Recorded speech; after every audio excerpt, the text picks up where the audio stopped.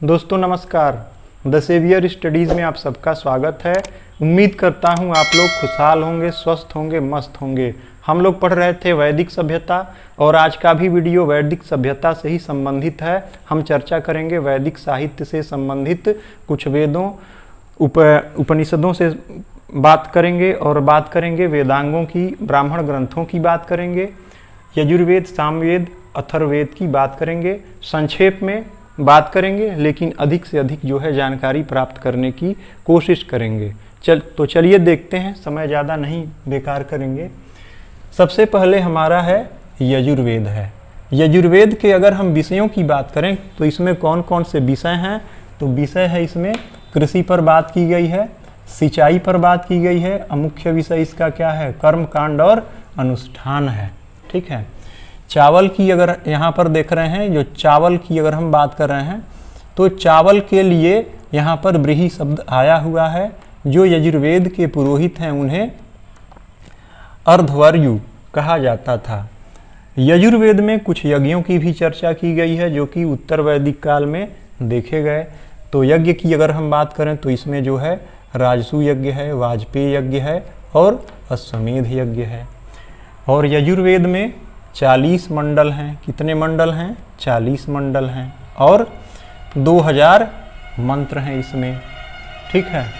और यजुर्वेद जो है वह 2 भागों में बंटा हुआ है।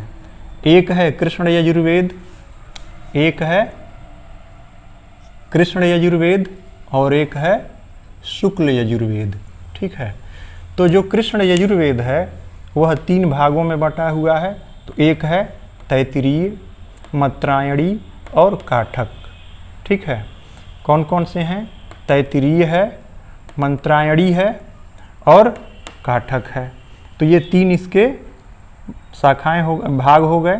और यहाँ पर हम देख रहे हैं कि ये जो रचना है कृष्ण यजुर्वेद की वो क्या है, गद्य में है। ठीक है।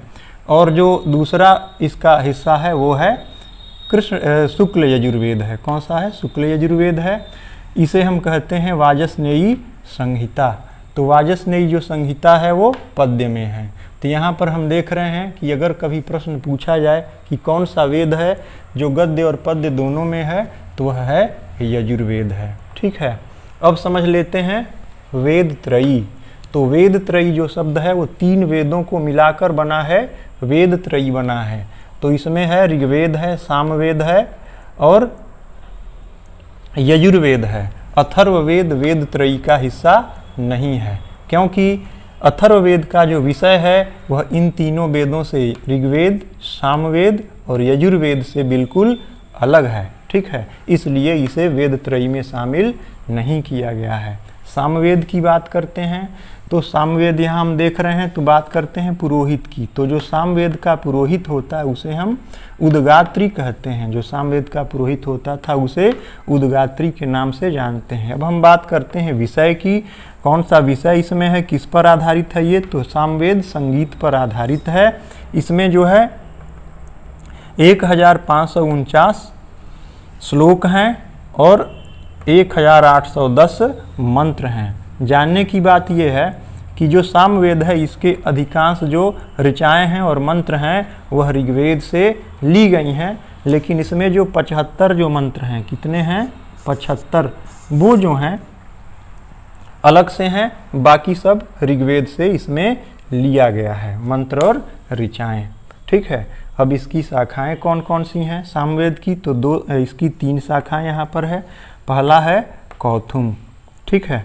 दूसरा है जैमिनीय और तीसरा है राणायनीय। ठीक है। तो ये जो हैं इसकी शाखाएं हैं। तो इतनी जानकारी हमको मिल गई है सामवेद के बारे में। अब हम बात करते हैं अथर्ववेद की। तो अथर्ववेद के जो रचनाकार हैं वो हैं अथर्वा ऋषि। अथर्वा ऋषि के द्वारा इसे रचा गया, इसलिए नाम इसका पड़ा अथर्ववेद पड़ा। इसके विषय की अगर हम चर्चा करें तो इसमें जादू, टोना, तंत्र, मंत्र, औषधि, कीट पतंग इत्यादि की चर्चा इसमें की गई है। ठीक है। अब इसमें जो है सभा और समिति का वर्णन आया हुआ है। कहा गया है कि सभा और समिति प्रजापति की 2 पुत्रियां हैं। ठीक है। तो ये सभा और समिति का वर्णन किस में आया है? अथर्ववेद में आया है। अथर्ववेद की शाखाएं देख लेते हैं। तो अथर्ववेद की जो शाखाएं हैं ये हैं शौनक और पिप्पलाद। तो ये जानकारी हमारी रही अथर्ववेद की। ठीक है, अब बात कर लेते हैं वेदांगों की। तो वेदांगों की संख्या 6 है। संख्या की बात की कितने वेदांग हैं, तो वेदांग जो हैं 6 हैं। तो 6 वेदांग कौन कौन से हैं? पहला छंद है, दूसरा कल्प है, तीसरा ज्योतिष है, चौथा निरुक्त है, पांचवा शिक्षा है और छठवां व्याकरण है। ठीक है, तो ये रहे वेदांग। आगे हम देखेंगे कि जो वेदांग हैं वह वेद के किस किस शरीर से उनका जो है उनकी उपमा दी गई है। ठीक है, तो ये हम आगे देखेंगे। अब हम समझ लेते हैं उपवेद। ठीक है, उपवेद की अगर हम बात करें तो उपवेद के अगर उद्देश्यों की अगर हम बात करें तो यहाँ पर वेद की जो है वेद की तकनीकी बातों को समझना जो है उद्देश्य किसका है? उपवेद का है। और उपवेद जो हैं वह वेदों के परिशिष्ट के रूप में प्रयोग किए गए हैं। ठीक है, तो क्या पता चला कि जो उपवेद हैं वह वेदों की तकनीकी बातों को समझने के लिए और उनके वेदों के परिशिष्ट के रूप में इन्हें हम देखते हैं। ठीक है, अब वेद के उपवेद कौन कौन से हैं, उनके रचनाकार कौन कौन से हैं, हम ये भी देख लें। तो इसमें हम देख रहे हैं ऋग्वेद है। तो ऋग्वेद का उपवेद कौन सा है? आयुर्वेद है, जिसके रचयिता प्रजापति हैं। यजुर्वेद है, यजुर्वेद का उपवेद धनुर्वेद है, रचयिता विश्वामित्र हैं। सामवेद है, सामवेद का उपवेद गंधर्ववेद है और रचयिता नारद हैं। अथर्ववेद का उपवेद शिल्पवेद है और रचयिता विश्वकर्मा हैं। अब वेद और ब्राह्मण ग्रंथों की बात करें तो जो यहाँ पर ऋग्वेद है यह जो है इसके जो ब्राह्मण ग्रंथ हैं तो एक है ऐतरेय और दूसरा है कौशिकी। इसके 2 ब्राह्मण हैं ग्रंथ हैं।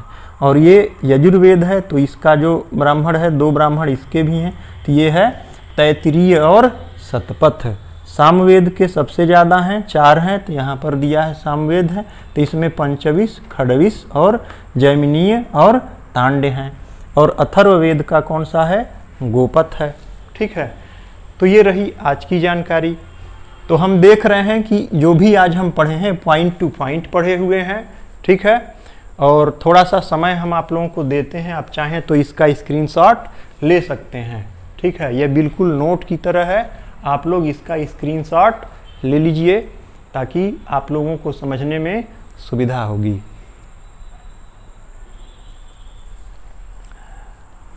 तो नई जानकारी के साथ अगले वीडियो में फिर मिलेंगे।